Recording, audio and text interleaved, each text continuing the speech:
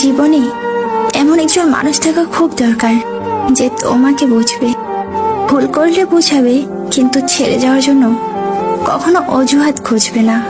জীবনে এমন একজন মানুষ থাকা খুব দরকার যার সাথে দেখা করার জন্য কিংবা যার সামনে এসে দাঁড়ানোর জন্য তোমাকে ঘন্টাখানেক সময় ধরে সাজতে হবে না। জীবনে এমন একজন মানুষ থাকা খুব দরকার যার কাছে তুমি মোটা না চিকন, কালো না ফর্সা, লম্বা না বেঠে, ধনী না গরিব, বিষয়গুলো কখনো ম্যাটার করবে না।